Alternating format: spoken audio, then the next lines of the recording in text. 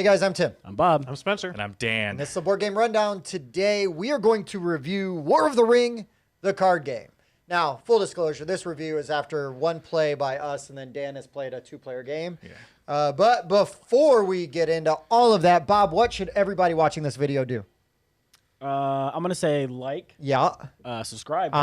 Look for us on our Discord. Yeah. Check out for our Whiskey Wednesdays. Yeah. That's all thing. All those things. All those things. That's all a those live things. stream, by the way. That is a live stream that they do on Wednesdays. Spoiler alert, it's on Wednesdays. If you weren't able to figure that out by the title. Yeah. We went through many different Thursdays. versions It's a little weird. of the title. Kilo Tuesday or something?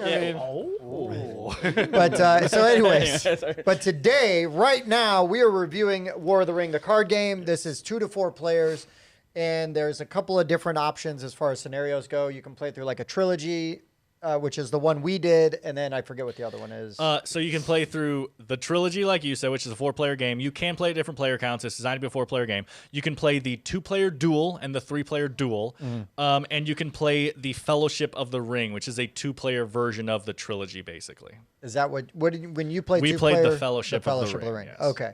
Also, Dan, real quick, how would one play said game if they desired? Well, you would open up the rule book, you'd kind of read it, figure it out, and Nice then go from there. Do it yourself. But I guess I'll explain a little bit. There's a lot of nuance to this game, and I definitely will not explain everything. But the basics are this is a versus card game that is meant to be played in 2 teams of 2, where one team, Spencer and I in this case, were the free people, and one team, Bob and Tim in this case, were the Shadow. Good guys. The Shadow is made up of 4 factions, I Yes. believe. Yep. There is Mordor, Monstrous, Southron, and Isengard. Yes. And the free people are made up of 6 factions, and that is the Dunedain, the Elves, the Dwarves, which is literally just Gimli and his just axe. Gimli, yep. The Hobbits. I don't remember who I've said. The Wizards. Yep, you got one left. I don't remember who I've said. And the Rohan. Yes. I just And the wanna point- Rohirrim. Yeah, I just want to point. It says dwarf, singular. Oh, that's true. It doesn't say dwarves. It But says it dwarf. also just says elf. Oh, okay. There's definitely more than one. Horrible, horrible. And you This will. game's already garbage. So you'll choose a scenario and you'll split up the decks as it says. It'll have you either do certain factions mixed together. So like in our game, I was the Dunedain and the Elves. Spencer was everyone else. Tim was Mordor. Bob was everyone else. Every faction has their own things they're good at. For example, Mordor has a lot of Nazgul in it, which means they have a lot of leadership capabilities, right? To where hobbits are very good on the paths, which we'll go into shortly. The main concept of the game is victory points. Honestly, it's kind of weird. The game is almost a point salad. So everything you're doing is playing cards out to set up a way to get victory points. And at the end of either the round limit you get to, or at the end of a round, if there is a deficit of 10 points at the end of a round, that team instantly wins. Otherwise, at the end of the game, whoever has more points win.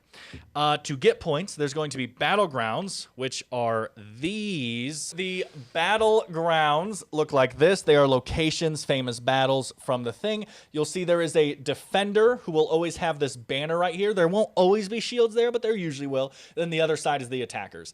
In this case, the Dunedain and the Wizards can attack this location, and only Southron can defend it. Also, when a battleground enters play, this ability activates. In this case, each shadow player, that's both bad players, draw 1 card. Then you will activate a path. The paths, there's 3 of each number, and they go from 1 to 9. So for the first round, you randomly draw one of the ones, and you flip it over. This activates just like normal. So in this one, it's the Mordor player and the Hobbit player draw 1 card each. Pretty basic. Then same thing here, except that for paths, the good players, the free people, will always be defending. So this shield here counts for the good people, the free people, sorry.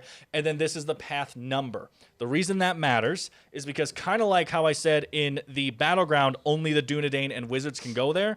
For the paths, your characters will have numbers on them. For this one, it says, I can't read that. 5 to 6. 5 to 6. So that character can only go on paths 5 and 6 because just thematically, they were only in the story at that point. Even if they weren't at that location, they could have been. They were in the story at that point. They just decided to go somewhere else. So at the end of a round, you're going to tally up how many cards are on a location, because the turns are pretty simple. You're going to take one action per turn, and it's going to just keep going around all the players until everyone passes consecutively. Meaning that if we 3 pass, then Tim takes an action, we can go again. You're not just out when you pass. So you want to be playing cards either to your reserve, which is in front of you, a path, or a battleground. At the end of a round, you will tally up all the icons there, and then the defenders will cancel the attackers. So in this case, right, Mordor is defending, or evil, right, whatever you want to call it, is defending. And so you will tally up that there are 1, 2, 3, 4 shields here, approximately, if they were defending. And so we would take all the swords here and would say, okay, we eliminate these 2 shields to get rid of these 2 swords, right? Then we'll eliminate this guy to get rid of this, right? And you're just doing that back and forth. When attacking on either location, you are going to lose every character, and I mean lose from the game. Eliminated means you will not get them back. Defenders eliminate anyone that they have to cancel the icons I was just talking about. So these guys would have been eliminated to cancel this, right? Or the other way around, depending on who's defending. Whoever's left defending gets cycled instead. And cycled you can think of as a discard pile. They use cycle because of certain terminology, but it's literally just you have a cycle deck, and when your deck runs out, you recycle your cards into your deck. It's a discard pile. At the end of a round, you'll do the battle phase where you do both of these, and then at the start of, you'll draw up, and then at the start of the next round, you draw the next battleground and the next path. And you go from there, taking one action at a time until one team wins. That is the entire game. There is a lot of nuances in here. I'm not going to go into everything. It is annoyingly deep at times. But that is the basics of how to play War of the Ring, the card game. Yeah, I think, did you mention, I apologize, to play a card, you have to cycle a card? I did not, yeah. I will just add that as well, because I think that mechanic makes for very interesting choices as you go through. Which, remember, cycling just means discard. So when you have your hand, if you want to play a card anywhere, you have to cycle or discard a card from your hand to your cycle tech. Another cool thing, it doesn't really need to be mentioned, but I find it really cool, is just the tension that it adds is you can always look through your own cycle and elimination deck. You can just go through it, but no one else can. And so there's this really interesting thing about when I'm forsaking cards, which is a type of elimination, and I'm looking at my cards and putting them into my forsake pile, the enemy team doesn't know what I just lost. So I might have just lost Aragorn. That's a bad example because of certain card effects, but I might have just lost a really good card. And I just can't let them know that, because they're the whole time they're thinking, okay, Aragorn could pop up at any second, you know? And so that's a really interesting play on that. But yeah, we will probably bring up some more nuances in our final thoughts, but that is the basics on how to play. Yeah. I just wanted to add that because I know I was going to... It's a very important mechanic. I was going to talk about that very specifically, and it's like, well, I just wanted to make sure we addressed it. But yeah, we had the benefit of Dan learned the game, taught it to us. I feel like... the teach was good. The teach was really good. I don't know how hard it was learning out of the rule book. It wasn't too bad, but I will say, because we usually go into that in the components, I learn through video, which is rough because there's no videos. I make videos, so it's kind of weird to be like, I'll teach you how to play the game. I watched this guy, and it's like, shouldn't I just watch this guy? And it's like, no, watch me. So it is a bit of a weird thing, but I learn much better watching a video of people manipulating the cards and doing it than sitting in with a rulebook. Now, I did read the rulebook front to back twice, and that's why I can catch these little things, and I'm like, oh, by the way, don't forget this. But I learn better when I watch someone just literally play the game. So I learn better by playing. Definitely. You're a visual learner. Yeah, it's fine. Anyways, just wanted to bring that up. But yeah, we were taught the game. I feel like we understood the game very well. You know, all of that going in, influencing our comments and stuff going forward. Let's talk about components. Components are, it's cards. Right. I wouldn't use the word great, which it sounded like you were about to say, but I don't know if I have any negatives. So if I'm going to say the artwork as a component, sure, I will say that it is great. It is good. Very good art. The artwork is beautiful. It's hit or miss for me, honestly. Oh, really? Like Aragorn, I don't like his art at all. You just don't like the way that version looks because you see Viggo Mortensen. Well, sure, but even like, I don't know, just the art style, I don't know. And I like that they're giving credit to the artist on each card. Guy, awesome. Like all your Nazgul, awesome. Beard. Like so many cards were super Saruman cool. looked really then cool. Some of the characters, awesome. Saruman looked really cool. But then some of the characters looked at it and I was kind of like, eh. not that I could do better with art, because I'm not an artist or anything, but like there's just so many cool pieces, and that one, like specifically, I saw you play them, and I was just like, he's kinda I lame. definitely won't argue that some is lame. much better than others. Yeah. I mean, I don't dislike any, but like again though, like this card has that like scythe look. Yeah. Right? That Very like wispy. windy, which he's a ghost. But he has that kind of wispy scythe look. Yeah. That, sorry, I can't get it to focus fully, guys. I know my camera's You not just working. have to buy the game. But then like this card doesn't have that wispy look. I'll just kind of show it down here. I don't need to get a close up really. But like so this and I don't dislike it, but it doesn't look as good as the wispy look because that's my weakness. But I like that they mention the artist on each card. So John Howe did this one, and this one is Andrea John Hodgson. Tipperow, and there's lots of different artists, but there are some who did more than others. Yeah, correct. This game does do the thing where every card, if applicable, has the artist's name on the card. But yeah, I mean, these components, these chits, they're whatever. They're fine. They serve their purpose. I guess my whole thing about the art is that Sure, Aragorn is not my favorite card by any means, but there's so many amazing cards. Right. The vast majority of the cards look great. Whether or not they look exactly like I imagine the character, whatever. But I have gone through and looked at all the cards. Even some of the everything. hobbits I thought didn't look I thought great. all of the battlegrounds look great. Yeah. Yeah, the but again, they've scenes. got like a misty sort of, again, to me, conveys the theme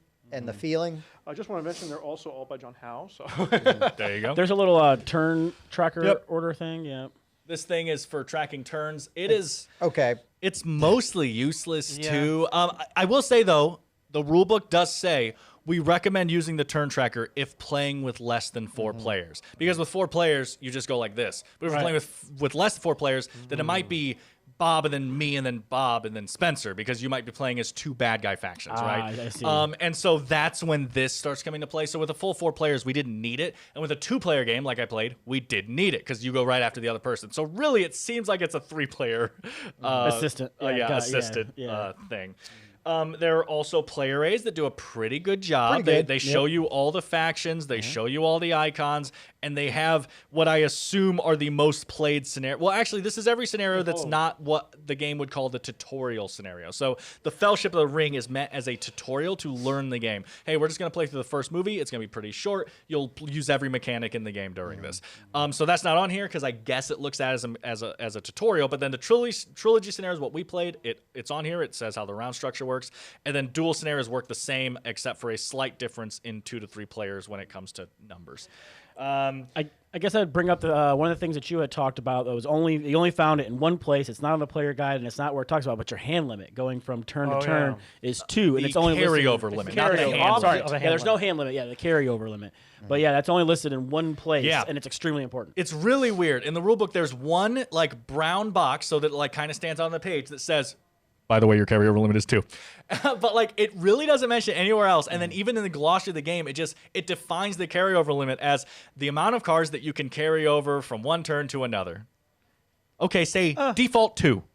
Just say that in the glossary so that you don't have to flip through the book and find that one little brown box. I literally, so the only reason I knew the first time I played this game, I taught my roommate. The only reason I knew is because a video told me the carry limit is 2, by the way. So I would just say, hey, by the way, it's 2. I don't know where it says that. And we just played it. And then at one point I was flipping through the book and I said, oh, there it is. It's in that little brown box. Yeah. So that's rough. I really like this simple insert. If you can hand that to me, Bob. That's what I was gonna ask Only what that was. because you'll see it has 4 deck spools. So what I did for today, I knew we were playing a 4-player game. I had the decks pre-made, and I had them all sitting in their own little well. And then I had, so the Aragorn card was face up on this deck because that was the Aragorn deck. The Saruman card was face up on this deck. And then so each of the ring tokens, I had, okay, your ring token is under your deck. Nice. It was, so you do have to just have the paths and the battlegrounds kind of randomly in here. But in a 4-player game, they're random. Like the battlegrounds are random anyway, and the paths are always just 1 through 9. So that's not bad. And that would make setup, I mean, in a 4-player game when it's already organized, setup is super fast. Right. Worst case scenario was sorting out the light and just making sure everything's shuffled. And the dark paths. It's like the longest thing. And then making sure the paths are in the correct order. Yeah, I guess not shuffled. That one would be the opposite. Yeah, don't making shuffle. sure the paths what are you aren't shuffling shuffled. that for? But no, they do a really good job with the insert, which means it's not a fantasy flight game. Yeah. It's not like it's an amazing insert, but it does what it was meant to do. Hey, you can separate it into the version of the game you're playing, and setup will take a fifth as long because of that. So that's until nice. they make expansions. Right, which they definitely will, because there's no way, like, I don't know, there's going to be Hobbit stuff eventually, right? Because the Dwarfs is just Gimli is hilarious to Just me. one Yeah. odd Yeah, dwarf. well They'll now do with like a Hobbit expansion, and it will be like the first version. they could even do more of the dwarves. they could even do a Right. Rings of Power expansion now. Yeah, that got the Silmarillion. views. Do Silmarillion. Rings of Power is not a book. Calm down, Spencer. Oh, God. Nerd. Oh, God. Struck a nerve. Yeah, flames. Struck a nerd, on the what? side of my face. I Yeah, struck a don't nerd. I don't love the box art, but it's not like bad. It's It's just the one card. It's the door. Yeah, of, it's the Door of Durin. I don't know exactly what Yes. it's called.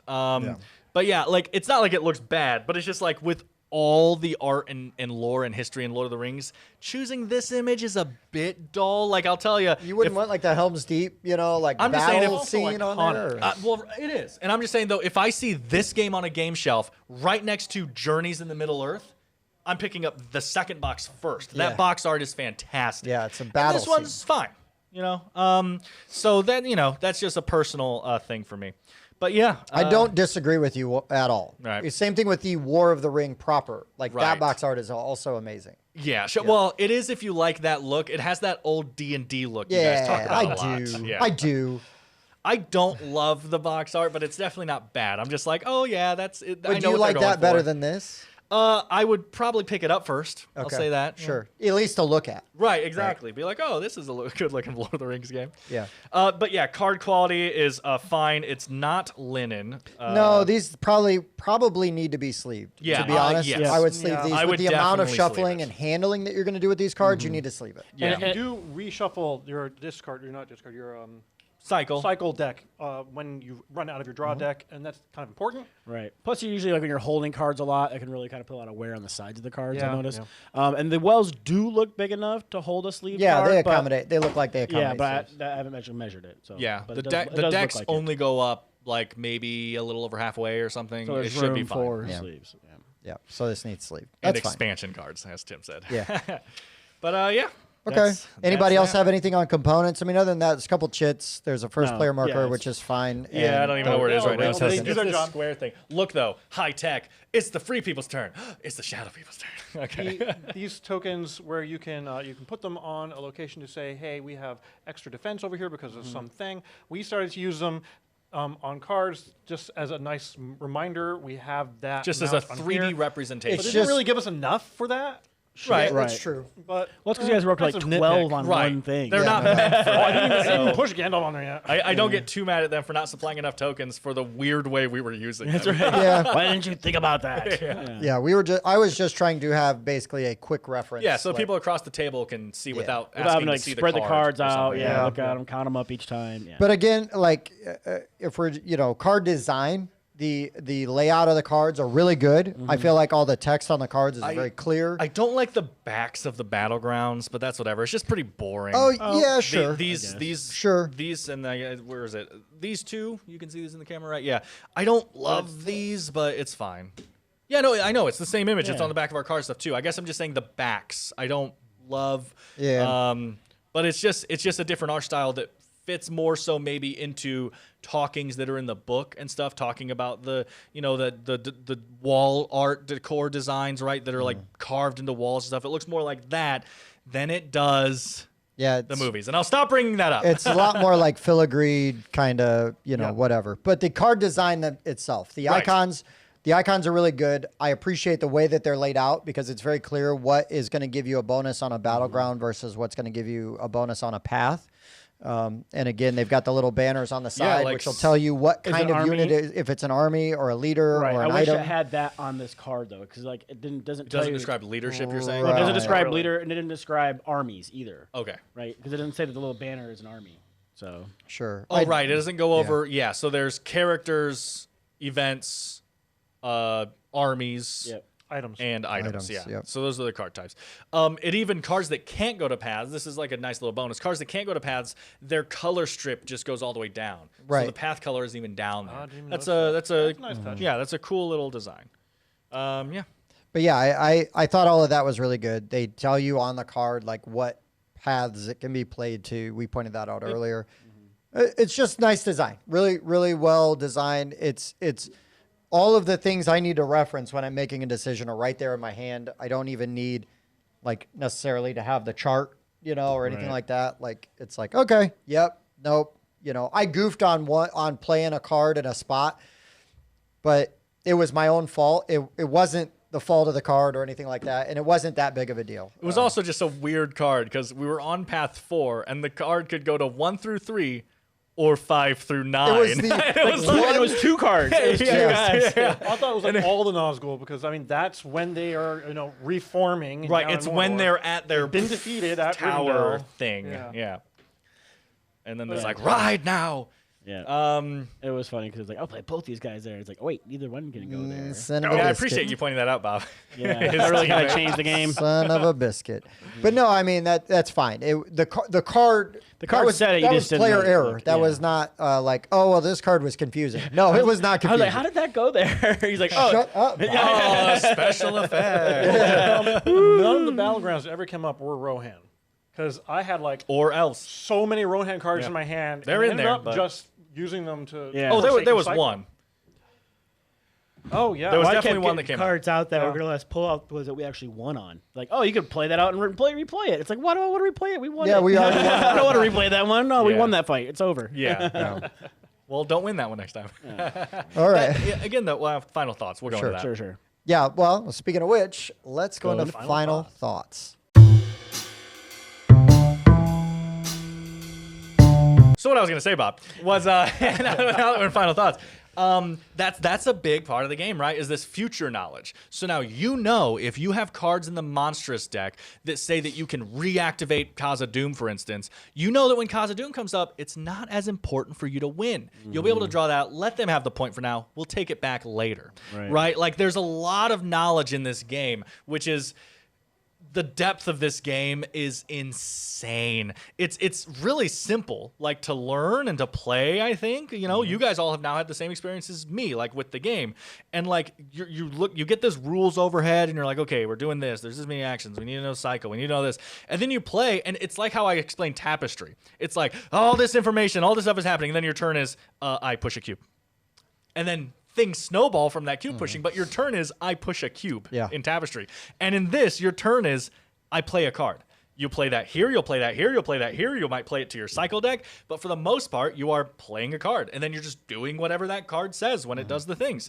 And so, like, it's a really simple game, but the depth of knowledge, like someone who's played this game 30 times versus someone who's played this game twice, the 30 times guy has a huge advantage. Oh, massive. Because he can literally go, okay, well, not Minas Tirith. What's the Helm's Deep? Helm's Deep hasn't come up yet. So I'm gonna need my Rohan guys. Or like, let's say I know, for example, that there's only 2 battlegrounds in the whole game where the elves can fight. So if those have both come out already, my elves are now cycle cards. They are useless cards that I can just use as currency. And having that knowledge is huge. That did not happen this game because an elf fight never came out. So I was constantly scared of discarding my elves. But you get that knowledge, or what we said about Bob earlier, knowing that you can lose some battles because you'll fight it back later, or knowing, okay, so the 3 4 paths are all score of 1, and 2 of the 4 paths are score 2. We'll let them win this path and take their 1 point, because next round we'll have our army built up and we'll take the 2 points. There is so much of this in the game. It's insane, and that can feel overwhelming to people, and I totally get that. There's also this kind of situational thing where, for instance, the wizards can be in every single battleground. So far, No, I'm no, sure. I looked. I just oh, you looked. Cool. Every single battleground can have the wizards, but they're the only one that can be in Right. every single battleground. And there are so many cards in my deck, at least, that are 1 through 9, the entire pathway. Right, that's But the you Hobbits. guys don't yeah, have a lot. those, so I have to be careful that I'm not putting everything in one section and then screwing myself for later because I just forsaken all those things that I need for later battles. You'll be recycling them because you don't need them yet. And so you have to be thinking ahead of, am I going to do this? Because I had all these Rohan cards. I'm like, but they all take place like 6 through 9. I can't play these guys yet. So they ended up being cycled all the time. Yeah, knowing who to forced to be eliminated at what time is another interesting thing, like what you were just hitting at. So, like, if we have a certain powerful character at a location, the evil players could just put a bunch of corruption on that location, knowing they're not going to get enough to win it, but they're going to get enough to force that character to be eliminated. And now we don't have to worry about that character anymore. There's a lot of that going in. Forcing them to use their Saruman because you get them to draw additional cards and all this cool stuff. Right, so forcing them to move him to a fight, you're saying. Stop hiding in his tower where he gets them bonus effects. The only other thing I wanted to mention really quick, and then I want to hear everyone else, is just there's just a cool, interesting mechanic in this game, again, for the theme, to where he has it with Gandalf and I have it with Aragorn, to where, so in my deck, I have both Strider and Aragorn. Yes. And I can play Strider as much as I want. Strider's really good at paths, just like Gandalf the Grey is very good at pathing. Gandalf has an effect where he can just instantly score a path as long as he has more total than the other people. And guess what? If you have more total than the other people, at least if there's no one there, which is when you want to do it, Gandalf doesn't get eliminated either. He would then go back, and so you can just keep bringing him out and doing that. But the second he plays Gandalf the White, or the second I play Aragorn, Gandalf the Grey and Strider don't exist anymore in the story. So you have to literally eliminate them from wherever they are. You have to eliminate them from the game, and now you're just Aragorn. And the way that plays into the theme and the way that you're switching, so like Gandalf switches from helping Frodo on the path to going to Helm's Deep and going to Minas Tirith and fighting instead. It's just so cool and thematic, and a very tough decision when you have to make it. So I just wanted to mention that as well.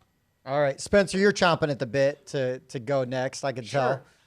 Well, I know we're all fans of Lord of the Rings, right? Yep. Yeah. What is it? Lord of the what? Yeah. You know, those round things. Okay. Oh, well, with The Witcher. Holes? Oh, yeah. Okay.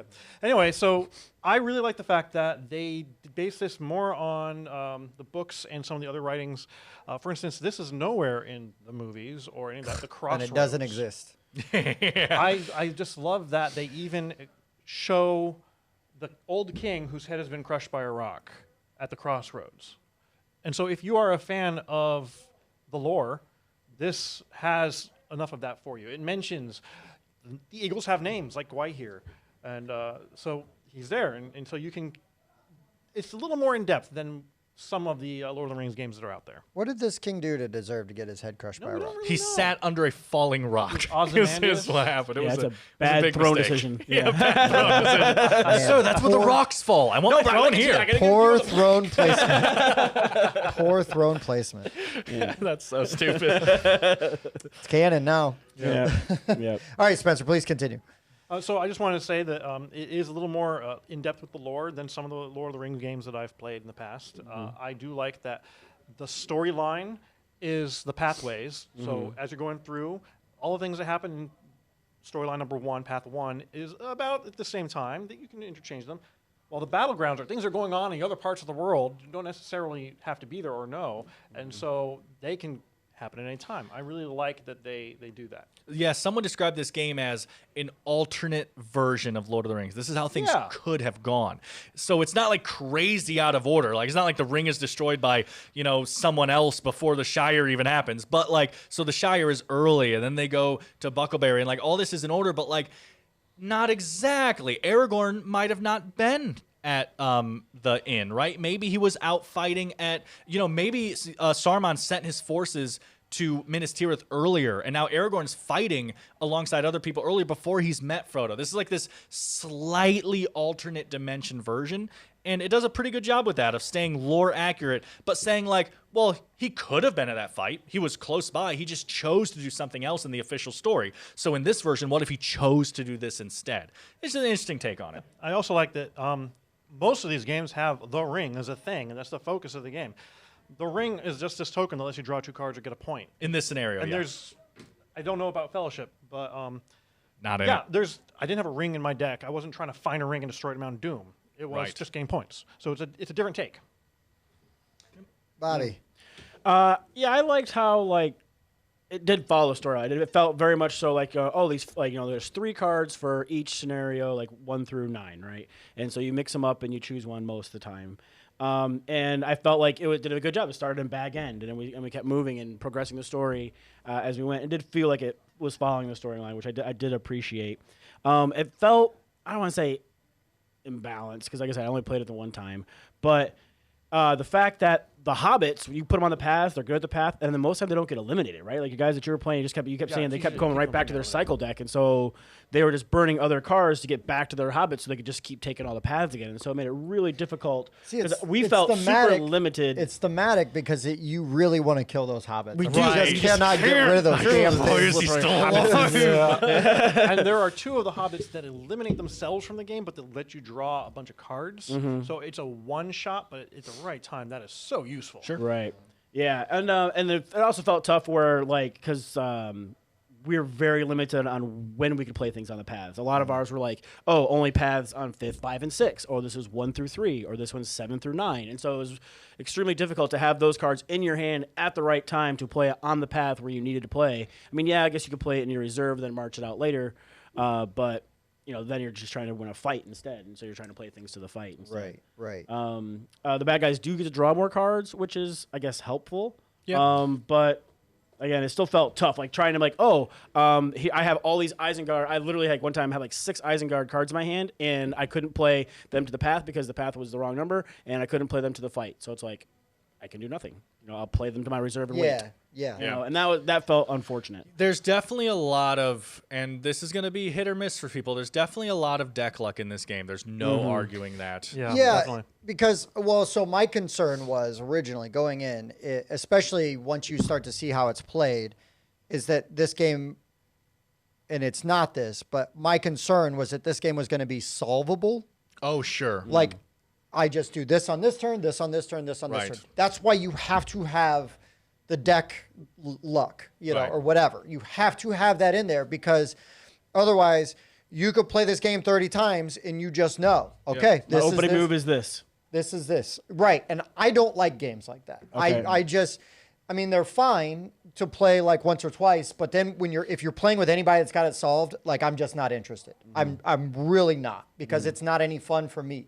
Because it's not like that person that solved it is going to do anything different. They are going to play to win the game, as they should. And if I don't even have a chance, I'd rather play something more fun. But I don't feel like that's necessarily the case. This was a game when we finished, and Bob and I got skunked.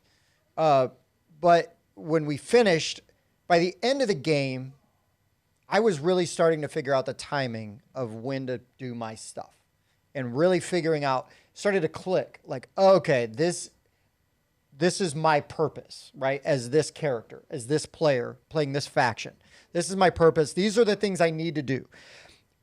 And I don't know that it would have played out differently had I understood that on turn 1, but we might have gotten another turn, you know what I mean, out of it. And I will say to that really quick, to insult my own teach, I don't mean it mean or anything, but if I felt like we had enough time, we just have a lot we want to get done. If I felt like we had enough time, I would have handed you guys your decks and had you go through every single card and been like, see, so these work together, these do this. But unfortunately, everyone today other than me kind of had to go into their decks blind. And I don't always like a teach like that, because I just like to get in there. Yeah, I like to be a little element of surprise. Oh, that's cool. I didn't know that was in there. But I respect what you're saying. Right, but some of the meta knowledge, just so you know, you're not going to be able to participate in any fights but 2. One or 2. Or you have only one dwarf and one dwarf item, and that's and a lot of those things. So that I knew, but that I don't know. Right. I can't teach that.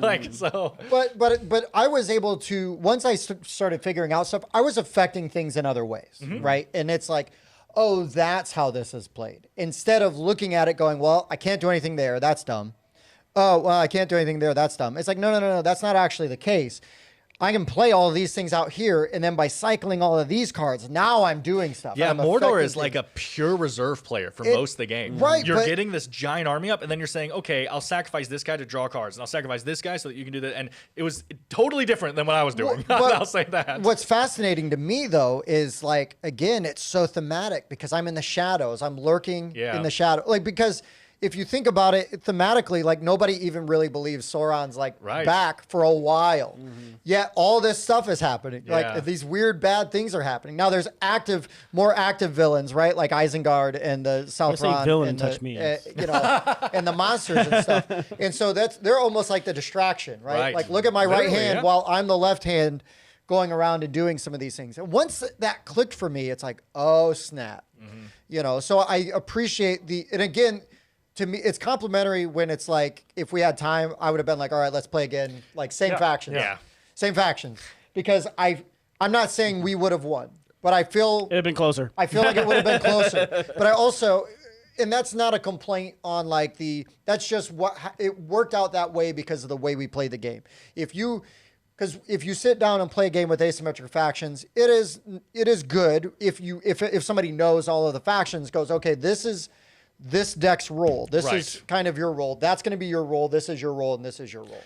Yeah, I almost did something similar to that at the beginning, except that I didn't know all the roles. Well, like I did tell Spencer, hobbits are going to be going on a lot of the paths. Yeah, because I knew that one. but you didn't play the way that we played, so you didn't really have a way of knowing it. So it's not again. I felt, and I want to be very clear, I felt like I was taught this game very well. It's fine. I still blame Dan.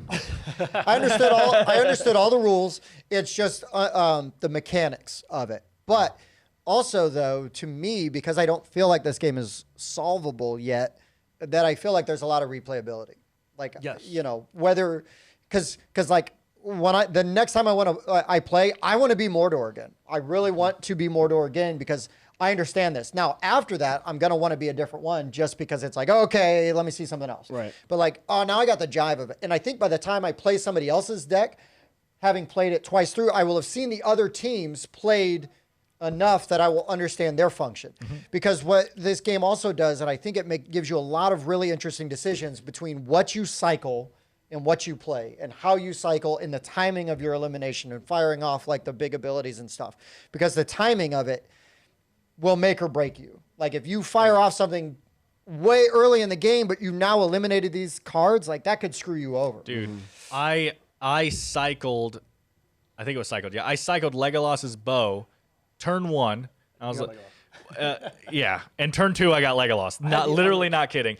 And the more annoying thing, again, this goes into just learning the game. I just misread something, and then I was like, dang it, Legolas can pull the bow from the deck whenever he wants. He can't pull it from the cycle pile. Right. And so I was like, draw deck. Yeah, I was like, well, crap. That thing's going to be gone. That's why you're like, I I need had to cycle my that deck problem as fast as I Yep. I was literally, there was one point where I was, every turn I was just forsaking cards just because I knew I already went through Aragorn. I already went through Legolas. I already went through all these good cards. All that's in here is like elven armies. Just get rid of them. I want my good cards back. So yeah, there was literally a time where Tim was like, I could make them forsake a card. And I was like, well, now you know what winnowing is for. Yeah, and that's true. I knew that Dan wanted me to do that, but I also wanted to. Spencer, you had so many cards in his hand, you the couldn't whole even game. You couldn't even like, see his face. You guys made me like forsake 4 of them at once. It was terrible. That was awesome. Yeah, that was awesome. That was, unfortunately, it did benefit Dan doing that, but hurting him felt like a stronger play. I think he was, especially this game, I think he was the much stronger character. Like, I was kind of helping out. Like, I'll send the elves. Yeah. Well, Mary took down 2 paths for you on his own. I had the ability to bring him right back. Yeah. I had the one really good path play that I can't remember what happened. But, like, literally, other than that, like, I was just kind of supporting. Well, that and then Minas Tirith, which is what the Dunedain and the elves do. So, Minas Tirith came up, and I was like, oh, well, you had Aragorn my and hand. Yeah. The army to go with them. The ghost army, Dune Barrow. I can't remember exactly what it's called. Oh, look at that. I was pretty close. The Dead Man of Dunharrow. Well, nailed it. To your I'm sure that was pronounced correctly.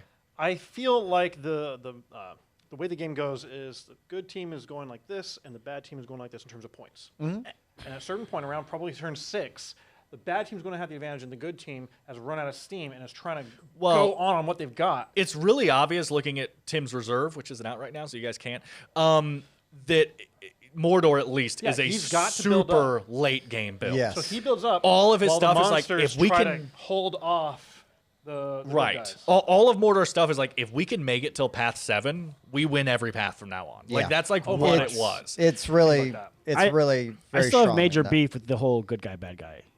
Yeah, we know, but we're ignoring your beef. But no, I agree. The Shadow team definitely builds up slower in this. So you've got to kind of snatch those victories where you can.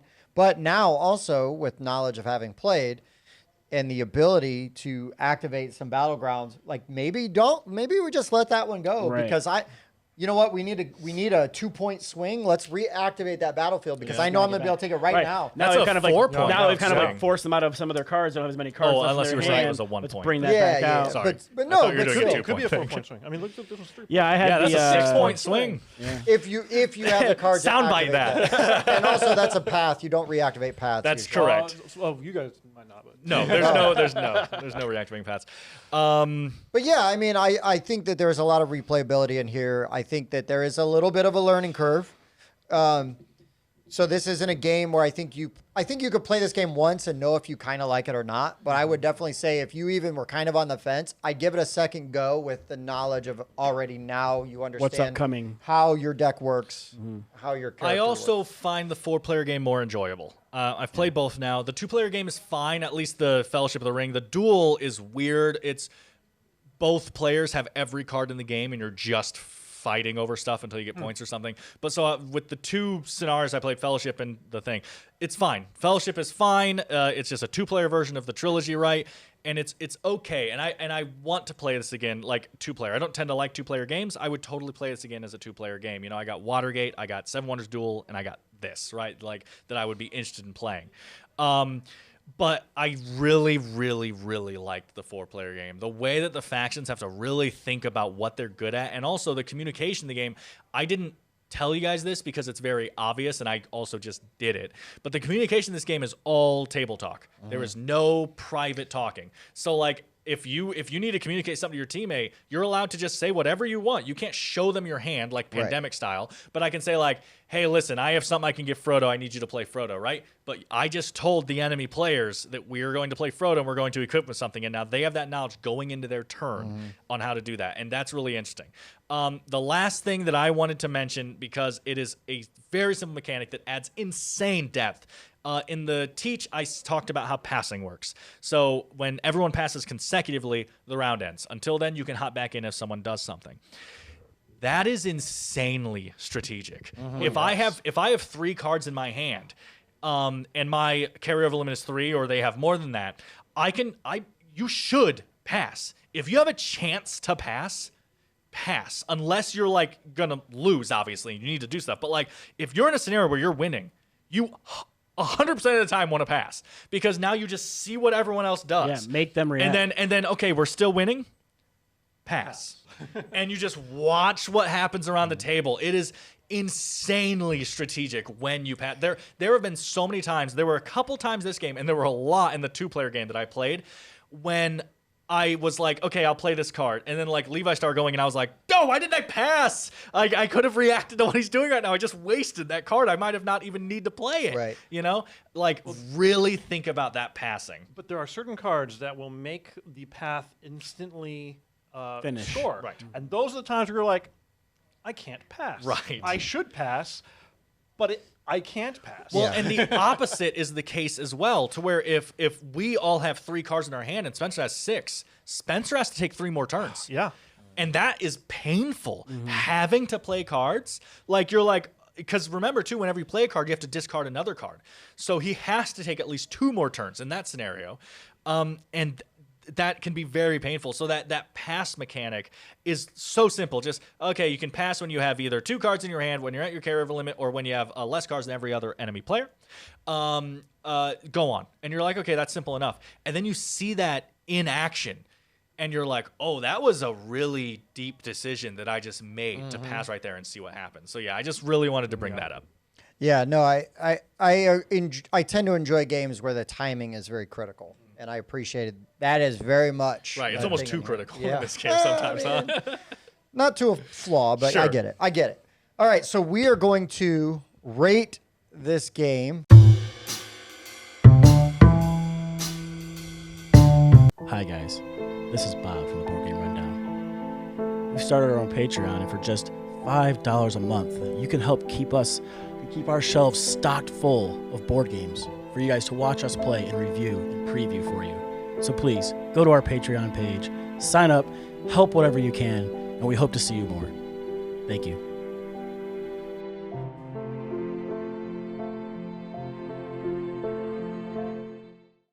Okay, guys. In final scores, we're all going to rate it from 1 to 10. Then we're going to average them all together to give you one score so that we can put down stuff like Board Game Geek, our Discord if people ask, just anything like that. Sure. Okay. Dan, Good. what do you rate War of the Ring, the card game? I really enjoyed this game. The theme is on point, the depth of the card play is on point, and it plays pretty good at 2, which is rare for me. So those are all huge points. I think for now, I'm going to fall on 8.5. I actually think it could go higher with more plays. Sorry. Really learning the ebb and flow of the game, I think will only increase it for me. For now, though, I thoroughly enjoyed both plays. I lost one, won one, and it's an 8.5 for me. Spencer. Yeah, I've been switching between an 8 and a 7.5.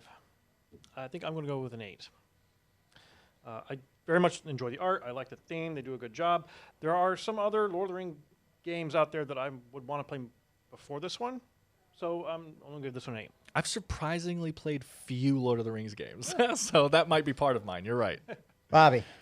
Yeah, I'm kind of with Spencer. I was going between a 7.5 and 8, but I think I'm going to go with the 7.5. There are a lot of other Lord of the Rings games I would rather play apart from this one. It's not a bad game. I would definitely play it again now that we're a little bit more used to it and how everything works. But yeah, I prefer like more of the miniatures version. Than, Sure. just a card game. So Yeah. This is an 8 for me. It could go up, like Dan. This could definitely go up, I think, with more plays. The minute this game becomes solvable, it's like a 5 for me. Right. Just because it's like, okay, whatever. figure because it out. Yeah, then I am the experienced player teaching new players, and that might also be unfair. Sure. Unless it shakes out that like one team is just harder to play, and then it's like, well, I'll always be that one, and you guys can be the easier ones. I don't see that yet. I think that they're all equal. They just have different strategies. But yeah, an 8 for me. I had a really good time. I enjoyed this. It was not difficult, but it took a second to click. Not how to play my team. How to play well. How to play efficiently. Different words. Yeah, but not in a bad way. Just like, oh, okay, now I get it. And again, there's something to be said for a game where you're done and you're like, let's go again. I can do better. You know, and this is a game that I definitely have that feeling. Right. I genuinely want to play again right now. Yeah, we I can't. seriously. I genuinely. I know if we had time, believe would, me, absolutely. it'd be like, let's go. So if you take all of our scores and average them together, beep boop boop boop boop, it's an 8. I was wondering what sounded. I was gonna go like. I knew it. Okay, an 8. Yeah, it's an That's 8. a very good. That's a good that solid is score. a really good score. I strongly recommend this game. Obviously, if what we have said sounds good to you. Right. If you like Lord of the Rings, check yeah. it out. If you like Lord of the Rings and you like the books and the theme, Right. this is almost a must because it walks you through.